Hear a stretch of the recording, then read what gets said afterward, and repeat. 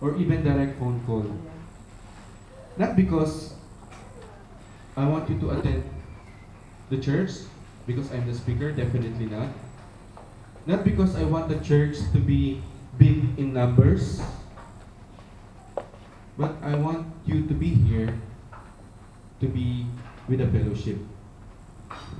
Actually, remember this, it's not you that's being required to come over to the fellowship.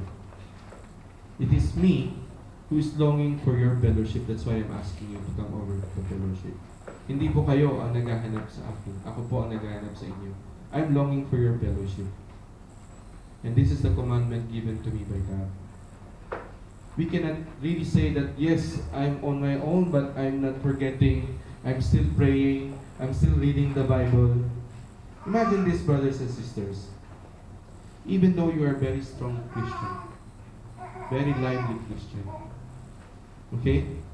Very fiery Christian, nag-aapoy, nag-aalab. Ilayo niyo yung isang nag-aapoy na kahoy na ito in an open field.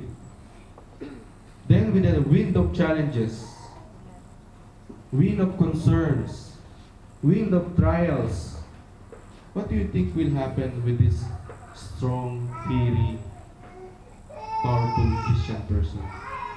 Mamamatay yung kanyang apoy. His fire will be gone. But unlike here, group of brethren,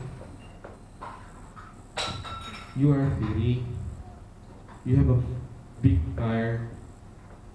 The others are not. I have also a fire there. Very fiery person also there. Very fiery sisters also here. Even though the person who's in the middle, on the side, on the back, is having like a wet wood, isang basang kahoy, don't you think later on mag-aapoy din siya dahil magkakasama tayo dito? Is it? Amen. Amen. That's the purpose of fellowship. So let us not judge. Why? Because this is all we are guilty of. Labeling is judgmentalism. What we meant by labeling? Marami ditong ganyan. Ang yabang-yabang naman, that is labeling. KSP, that is labeling. Ang sama-sama, that is labeling. For you, maybe, they are boastful, they are KSP. KSP is kulang sa pansin. You should understand that later on. Not enough attention. Not enough attention. Envy, may inggitin. When we're putting labels, how? Why we're becoming sinful because of this? Alam mo ba kung ano nasa puso nila? Do you know what's in their heart? Maybe, for you, they are boastful, they are mad people, but there's no such thing as 100% or perfect bad person. Do you agree? So who am I, who are you to judge? Even the God himself is saying, I will not judge. I'm here for your salvation. So it's wrong thing to do that we will be telling, what you call this, very soft. Kahit na lalaki, very soft. Sabihin natin yung babaeng ito always naka-jeans. Hindi naman, minsan lang, di ba? So we should not label. We don't know their heart. That's the problem that we'll be having always in the church. Express first love before judgmentalism. Don't judge. And even in the Bible study, we're talking about cult. Kulto. Diba? Huwag nating sabihin something bad about the other religion. Being with God is not about religion. It's your personal relationship with God. When you say that other religion are cult, bakit? Kilala mo ba sila? Hindi naman. So we should not judge any other religion. That's why I don't believe in people that are saying that there is people like atheists. Oh, There's no such thing as atheist. There's no such thing as atheist. If every day they are living, every day they are thinking, and an atheist person, meaning to say he doesn't believe in God, he doesn't have faith in God. If I'm an atheist person and I do something good to Sister Cheryl, so am I not doing the work of God, which is to do good? So there's no such thing as atheist. It's just an understanding. And then, why we are saying not to judge? In this illustration, you can see a woman which is blindfolded. And then the judgment is what she is holding on her right hand. And what she is holding on the left hand is a scale. Why it is blindfolded? So that you will not see. Because, for example, if you will see when you're judging, then you will be having a biased decision. Hear both sides, not to judge. So continue. So how to be slow is to speak, be slow to commit, be slow to become angry, and be slow to judge. If we are having the right speed to be slow, then of course there's also the other way around. We need to be quick, we need to be fast.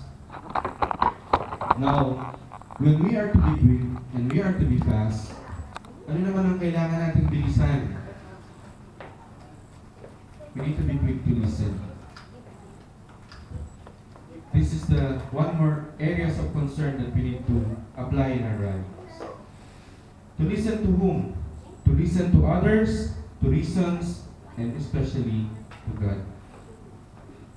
Pinakausap ka na nga, ayaw mong pampakinggan.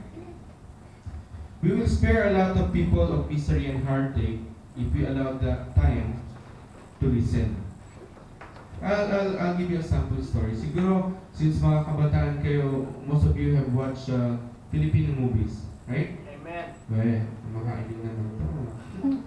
Filipino movies. Have you watched this Starting All Over Again? Yes! Si Jeannie, at saka si Marco. Right? The story of these two is already they are engaged and they have prepared already a small business. And yet, Jeannie wants to leave Marco. Yun nga si Papa P. Hindi yun si Pastor Jojo, ah. And Jenny wants to leave Marco because he's seeing not so good things about Marco, that he's becoming like his father with his very small inspiration or very small pangarap or strides in life. Okay, very slow. Then at the same time, when Jeannie is about to leave, Marco is really running after her, trying to explain, trying to talk, wants to talk. But what Jeannie did? She did not listen. Right? Go na lang. She did not listen, she go away. So to make the story short, after some time, because limited lang po yung budget ng pelikula ko, so bumalik na si Jeannie. And then what happens? Nag-usap ulit sila. And then there's a time na nagkaroon sila ng pagkakataon makapag-usap. They will have a time to talk to each other afterwards. Both of them listen to the reasoning of each other. So it's about listening. Then afterwards, what happened? Nalaman niya na there's another girl already in Marco's life.